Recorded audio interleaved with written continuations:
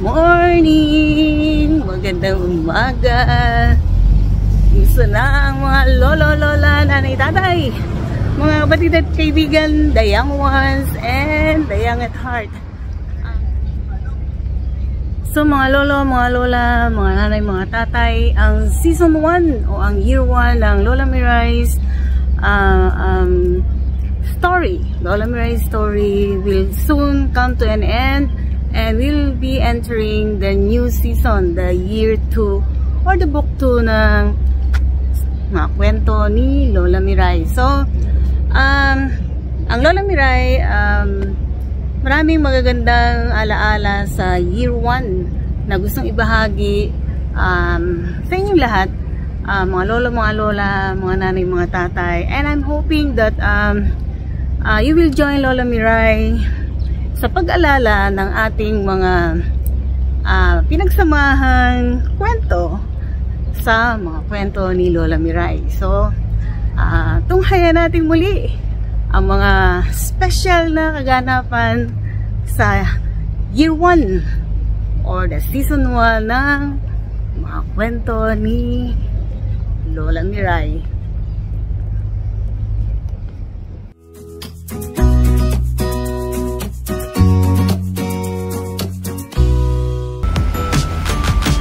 Ngayon ang gusto ko ay magkwento. Kwento ng isang bata.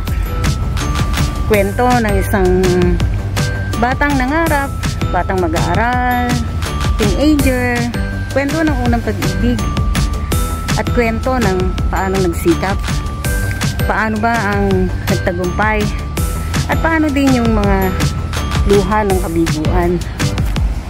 Ano ba ang pakiramdam na alam mo na matanda ka na pala?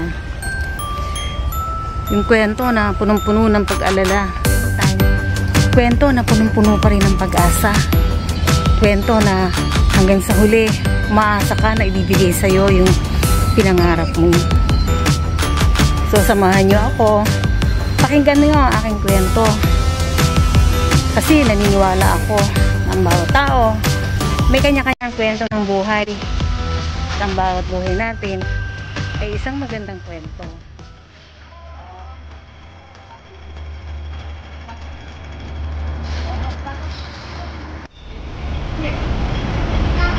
So now they saw the prize they're waiting for, the big M. So masaya na sila.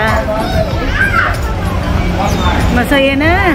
Nakita na nila ang big M. Zachary was the one to first saw it. So happy lang.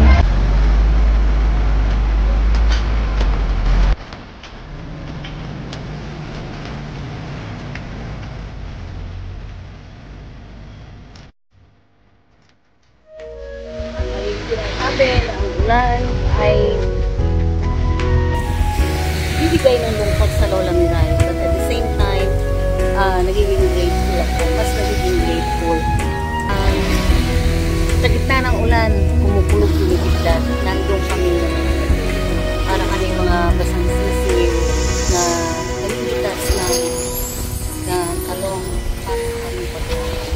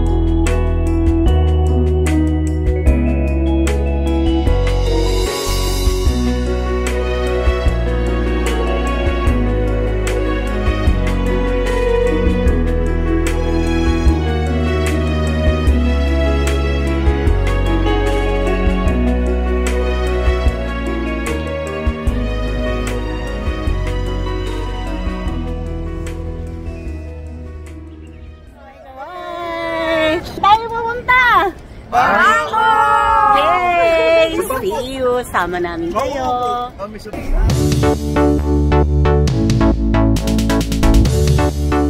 Nagsarili. Bangkok na kami. Hello, Thailand. Hello. Welcome to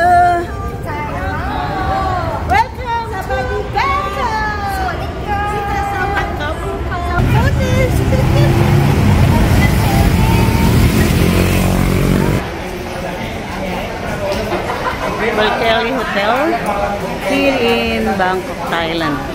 This is our first meal in Bangkok.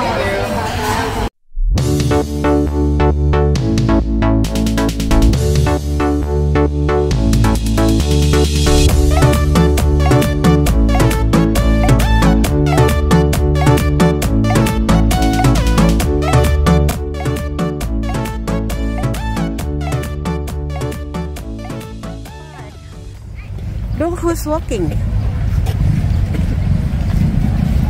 Ay, masaya siya. Natupad na ang kanyang hiling. Ay, nakatuupo na agad. Lakad. Rent a van with driver. Magkano naman? Kaway-kaway. Kaway-kaway. Mga lolo, mga lola, nanay, tatay. Eto, nakasakay na tayo. Check naman tayo.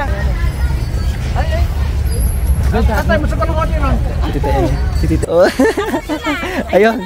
Sa costume picturean. So, si Apo Tasio kasama si Princess Emmy at si Diwata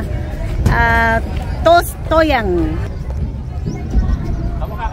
So, nag-enjoy ang lolo. So, mga lolo and lola, I hope na itong araw na ito, kayo din, saan mo kayo na nagpanik ng mundo, I hope na nag-enjoy din kayo.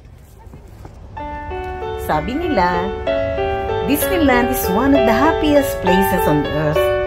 It gives so much joy, so much fun to the hearts of those little children, and also for the hearts of those who were once young.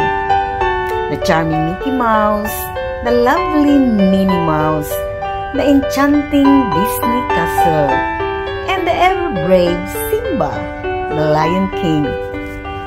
The challenging raging river, the breathtaking rides, the beautiful flowers around, and the enticing stores with bright lights and colorful houses on the Disney streets. They are those that made Disney's colorful prints. But for Lola Mirai, the one that made Disneyland truly a very, very special, faces of those little children, those young ones, and those young at heart. So, thank you Disneyland. Thank you for making the little Lola Mirai a very, very happy heart today. So, until next time Disneyland, until sa muling pagkikita. So, for now, bye Disneyland. See you again next time. Sabi siguro, ay nagbibidyo yung mga magagandang senior. So parang turista lang ang peg namin. Nagpipicture kami, dito sa Maritime Square 2 ay merong malaking fish. So bago namin kainin, nagpipicture muna kami. Yan! Hello fish! Maritime 1. Ito yung first order namin. Shrimp with veggies. And may XO ba yan? XO. So, tingnan natin kung talagang masarap. Masarap. Meron isa, tumutulo na yung law. Matinakpan pa. Talaga. Grace na. In Father, Son, Holy Spirit. Amen. Jesus, O Lord, and this thy gift which you are about to receive from your bounty. Bless our appetite, O Lord God, and bless people who don't have to eat today. All this we pray in Jesus' name. Amen.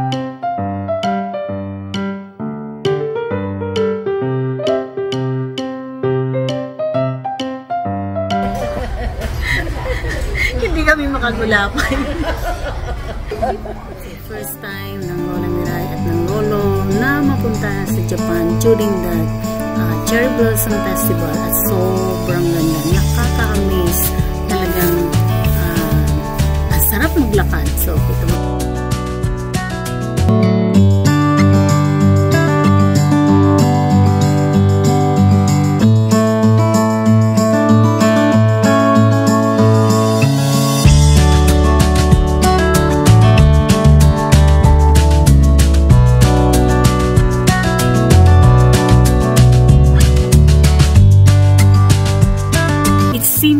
like a never-ending sights of beautiful cherry blossoms. Talagang napakaganda. Parang panaginip lang sa Lola Miray. I never really imagined na one day we will be walking in the street of Kyoto to enjoy that beautiful cherry blossom. But it happened, and I thank the Lord for that. Ay namin ay kubo. Literally kubo. Atip niya ay pugon or pawid. Isang room lang. Doon na kami lahat naihiga, and then may isang maliit na kusina kung saan kami kakain, at may isang maliit na batalan ang tawag dun sa kitchen ng araw. Kadalasan pag umuulan, kami magkakapatid, nasa isang sulok, iniiwasan mo yung tulo ng ulan. Kadalasan din, after ng bagyo, wala na kaming bahay. Actually, meron kaming bahay pero walang bubong, walang atik. So, masasabi ko na ang bahay namin hindi maganda, hindi matibay. Pero, ang nabuong pagmamahalan sa pamilya, sa aming magkakapatid, sa aming nanay at tatay, ay matibay. Hindi man kami lumaki sa isang konkretong bahay, sa isang magandang bahay, sa isang matibay na bahay na hindi kayang yanigin ng lindol at bagyo o ano pa man dyan. Pero kaming magkakapatid, lumaki na nakabigkis. Binigkis kami ng pagmamahal ng nanay at tatay namin. So, yun yung provision na masasabi ko na binigay ng Panginoon sa Lola Miray. Where are you? So, andito na kami. There, ayun yung mga lolo na una na nagpipicture. So, ang ganda, diba? Mama E! Mama E! Mama E! Lola Miray.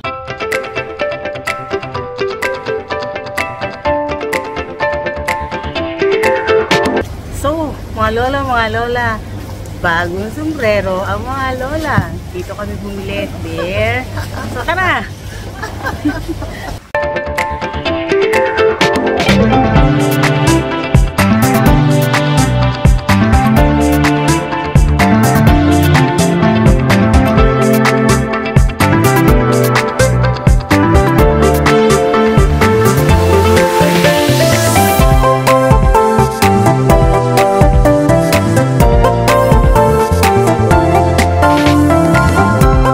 Liligaw uli kami. So, about face, naligaw nga ang mga lolo at lola.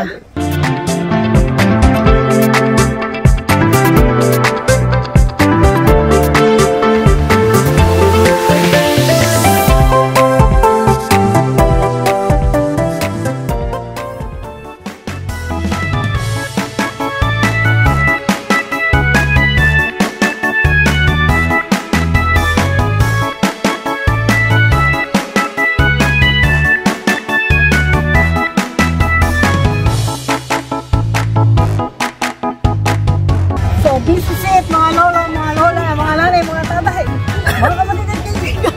Talagang susubukan ng Lola Miray at ng Lola Lisa. Ang mga lola, inakabahan talaga. Ay! Sigaw, Lisa, sigaw! Yoko, nakakanya!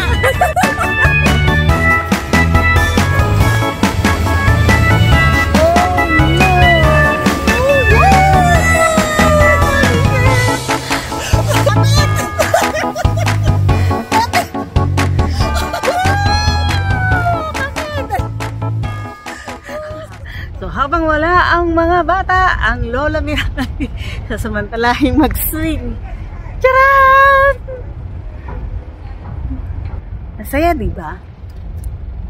Sometimes, we need to bumalik sa ating kabataan and enjoy yung buhay.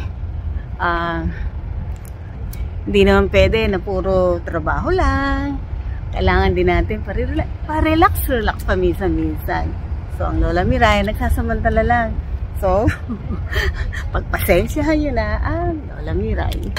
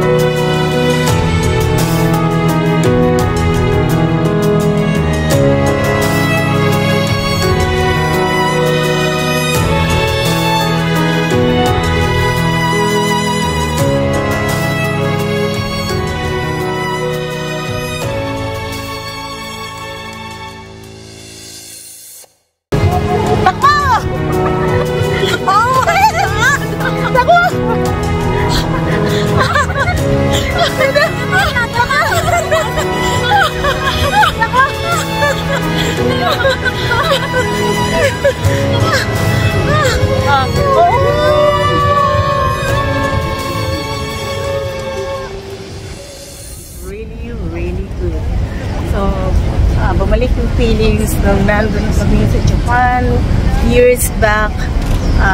And it's really a magical feeling for Lola Mirai to be this beautiful cherry blossom here at our home, Hong Kong.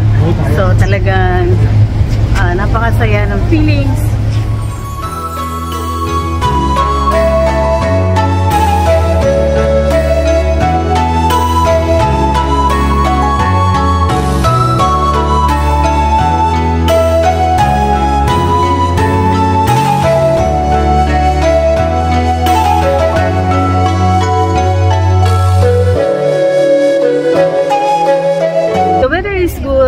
Not too hot, not too cold.